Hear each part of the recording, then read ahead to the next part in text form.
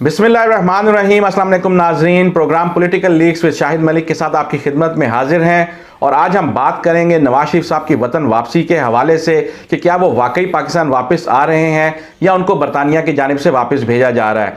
जी अस्सलाम वालेकुम शाहिद साहब। जी वालेकुम अस्सलाम। जी शाहिद साहब, क्या समझते हैं, नवाज शरीफ साहब वतन वापस आ रहे हैं और क्या आएंगे? जी मोहसिन साहब, हालात जो हैं वो अभी मैं नहीं समझता कि नवाज शरीफ साहब इतना जल्दी वतन वापस आने वाले हैं, लेकिन उन्होंने एक कार्ड खेला है सियासी तौर पे और जिसको कि मुस्लिम लीग नून ने बड़े अच्छे तरीके से कैश करवाया है।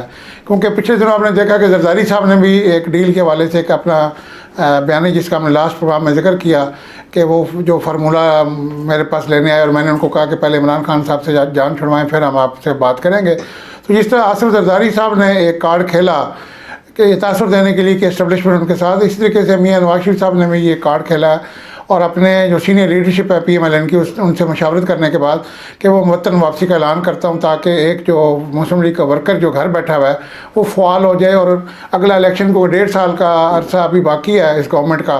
तो मुस्लिम लीग नून ने अपनी आइंदा इंतखाबात की तैयारी के लिए ये एक शोशा छोड़ा है, मगर इसके पीछे जो महरक़ात हैं वो यही हैं कि बरतानिया ने शायद अब उनको मज़ीद वीज़ा देने से इनकार कर दिया है जिसमें वो अपील में गए हुए हैं। तो मुझे नहीं लगता कि उनको वो मज़ीद वहाँ पे बरतानिया में रहने की इजाज़त मिले, तो इसलिए वापस तो उनको आना है, लेकिन बस वो अभी वेट एंड सी वाली पॉलिसी है। देखें बरतानिया फ़ैसला क्या करता है, मगर उन्होंने अभी से आवाम का माइंड बनाने के लिए और मुस्लिम लीग नून के घोड़े में जान डालने के लिए, मुर्दा घोड़े में जान डालने के लिए, तो उन्होंने एक अच्छा कार्ड खेला और उससे काफ़ी PMLN का जो है वो आप देख रहे हैं कि नून लीग के क़यादत से PTI के लोगों ने राब्ते भी शुरू कर दिए। तो ये एक सियासी स्टंट था जो उन्होंने अब बर वक्त खेला। तो क्या आप समझते हैं पाकिस्तानी अवाम इतनी बेवकूफ़ है कि उनको इस तरह आसानी से बेवकूफ़ बनाया जा सकता है कि नवाज शरीफ साहब खुद वापस नहीं आ रहे बल्कि उनको भेजा गया है? जी देखें मौसम साहब, जो हमारी अवाम है ना वो महंगाई की मारी हुई पिसी हुई अवाम और गुर्बत ने उनको इस हद तक उनकी मत मार दिया कि उनको इन चीज़ों का अंदाज़ा नहीं होता कि सियासतदान क्या बात कर रहे हैं। सियासतदान जब भी अपनी करप्शन पर पकड़े जाते हैं तो कहते हैं और जेलों में जाते हैं, वो कहते हैं हम जमहूरियत के लिए कुर्बानी दे रहे हैं, हम आवाम के लिए हम जेलें काट रहे हैं।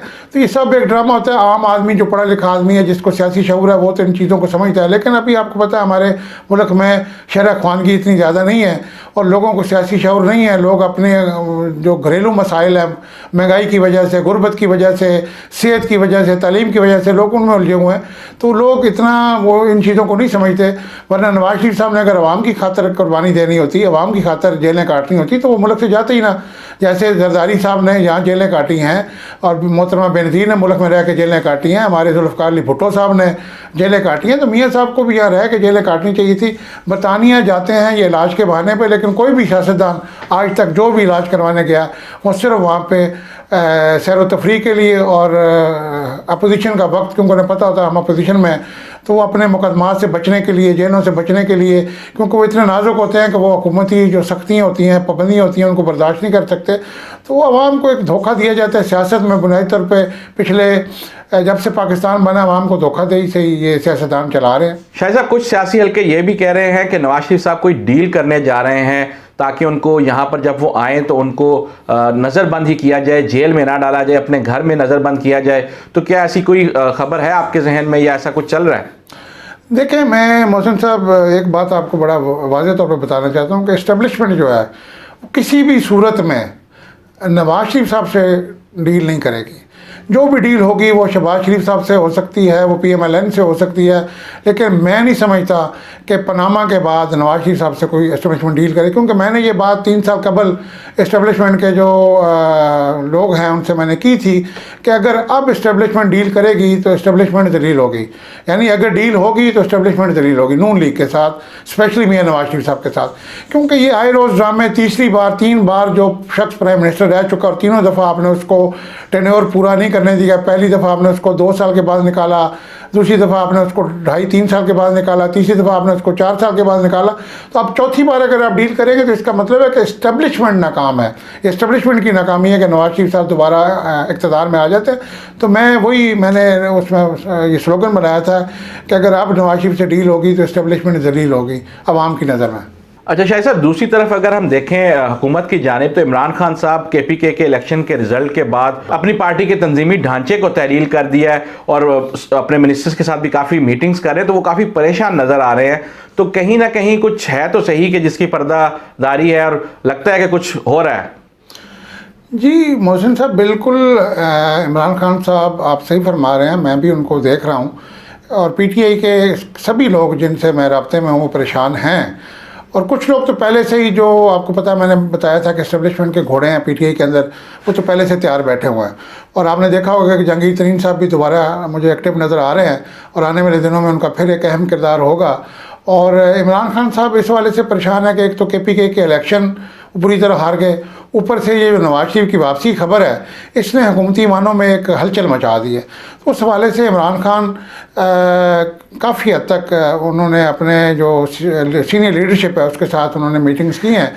तो वैसे भी जो है मैं समझता हूँ कोई भी गवर्नमेंट मुल्क में जब 3 साल 2.5 साल इक़्तिदार पूरा कर लेती है अपना टेनोर, उसके बाद उसको डिस्टेबल करने के लिए इस तरह के हथकंडे इख्तियार किए जाते हैं।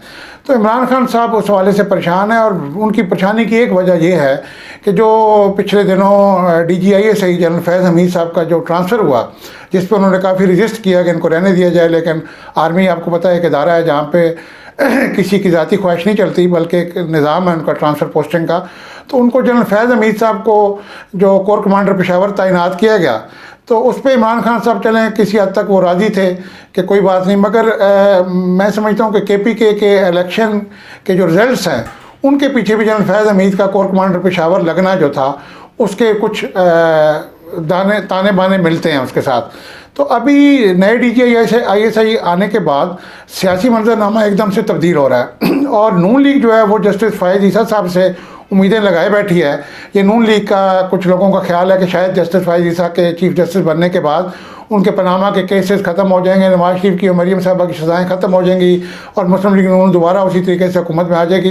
ये इनका ज़ाती ख्याल है नून लीग का। जस्टिस फ़ायज़ ईसा का इस बारे में मैं नहीं कहता कि उनकी कोई ऐसी वो है, इरादा है उनका नून लीग को इख्तियार में लाने का, लेकिन जब आपकी मेन स्ट्रीम से इस्टेब्लिशमेंट के अंदर लोग तब्दील होते हैं तो एक माहौल ऐसा बनता है जिससे गवर्नमेंट परेशान हो जाती है। अभी आपने सुना होगा DG नैब लाहौर जो है उनको भी तब्दील कर दिया गया और वो नून लीग के लिए बड़ी खुशहाइन बात है, क्योंकि जो पहले DG नैब थे उन्होंने नून लीग को काफ़ी टफ टाइम दिया था।